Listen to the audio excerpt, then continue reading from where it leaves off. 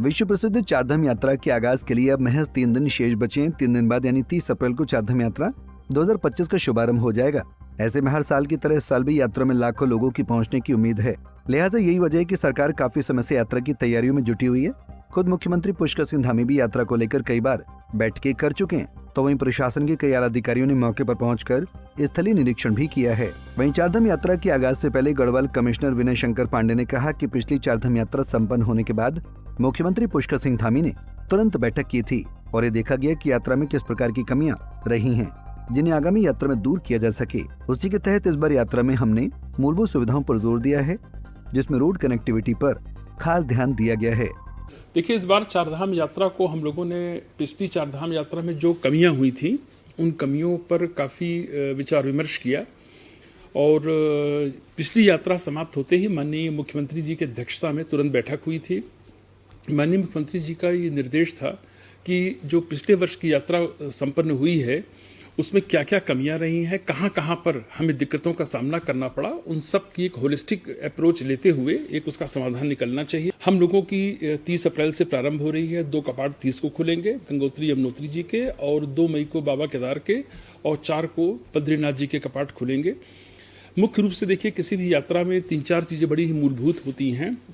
एक होता है कि कनेक्टिविटी कैसी है।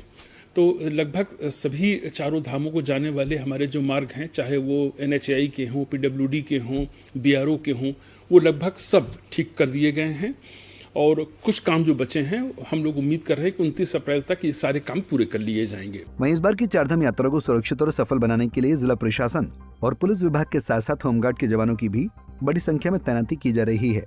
इस बार केदारनाथ यात्रा के सफल संचालन के लिए बड़ी संख्या में होमगार्ड के पुरुष और महिला जवानों की तैनाती की जा रही है। इसके लिए बाकायदा होमगार्ड के जवानों को 13 दिनों की स्पेशल ट्रेनिंग भी दी गई है, ताकि यात्रा पर आने जाने वाले तीर्थयात्रियों के साथ होमगार्ड के जवान सौम्य व्यवहार भी कर सकें।